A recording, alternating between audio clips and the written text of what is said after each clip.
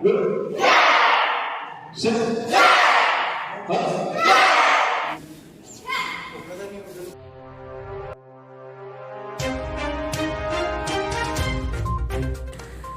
चिरां जिल्ला karate championship बादायलायनाय खुंफुंदों।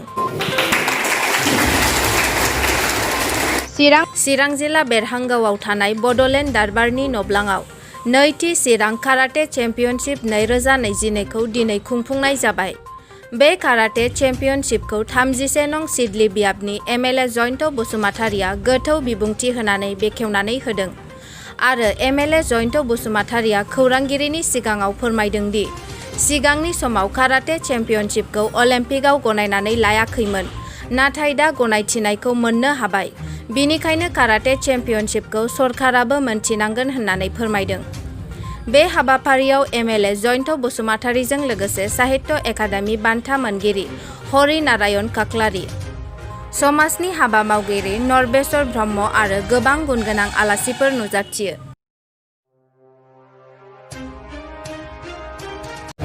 गिबियावनो दिनैनि नैबे समाव चिरां जिल्ला काराटे एस'सिएशननि सेकेन्ड जे कम्पिटिशन, बे कम्पिटिशनाव बाहागो लानाय साफ्रोमबो गेलेगिरि बिथांमोननि गार्जेन आरो नायगिरि बिथांमोनखौ आङो आंनि फारसेनिफ्राय गोसो गोरबोनि गोजोन हामलायनाय होग्रोयो।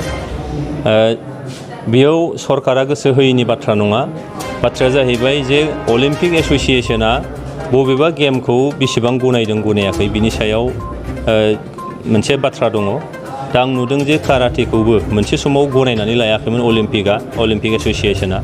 दिनै नुबाय जे अलिम्पिक एस'सिएशना काराटेनि माखासे फर्मखौ गनायनानै लाबाय। थारमाने बे गेम हिसाबै बेयो स्वीकृति मोनबाय, गनायथि मोनबाय। दा गनायथि मोननायनि उनाव सरकारनिफ्राय निस्सय नोजोरा गोग्लैगोन, मानोना अलिम्पिकआ गनायाबा सरकारा हारसिं गनायनानै जेबो खामानियाव नांनाय नङा। मानोना अलिम्पिक एस'सिएशना गनायोब्लासो बै गेलेगिरि बिथांमोनखौ सरकारि बिथिंनिफ्राय माखासे सुजुग सुबिदा होनानै बेखौ गेलेहोनो हायो। नङाबा जेखौ एस'सिएशना गनायाखै अलिम्पिक एस'सिएशना बेखौ एनकारेज खालामोब्ला बै गेलेगिरिफ्रा इयुनाव ओरैनो बेखारै थानांनो हागौ। दा बे खार'नावनो हयथ' सरकारि बिथिंनिफ्राय नैबे काराटे, टाइकन्ड' बा बेबायदिनो कम्फु माखासे बुस्थुखौ सिगांफ्राव एनकारेज खालामनायखौ नुवाखैमोन, नाथाय आथिखालाव जितु अलिम्पिकआ गनायबाय जेला बेखौ निस्सय एनकारेज खालामगोन।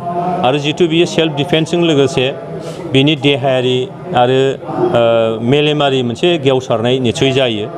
मानोना बियो ओरैबायदि मोनसे गेम जायजों नोङो देहानि गासैबो माने जराफ्रा नोङो देमजोबनांगौ बा बियो मुभमेन्ट जाजोबनांगौ। आरो जेला बे मोदोमनि देहाफ्रा मुभमेन्ट जाजोबो जराफ्रा, अब्लाना बे सासे मानसिया नोङो राफोद देहा मोननो हायो। राफोद देहा जायोबा राफोद मोनसे मेलेम जायो। राफोद मेलेमा समाजनि हयथ' मोजां खामानि मावगोन, दा देशनि थाखाय मोनसे मोजां खामानि मावगोन।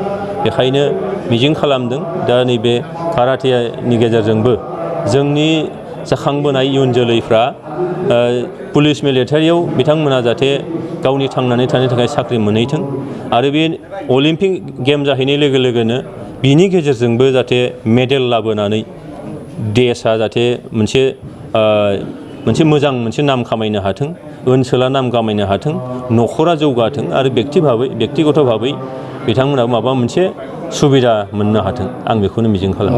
दासान्दि मोनसे ट्राइबेल संघ आरो दुलाराय बर'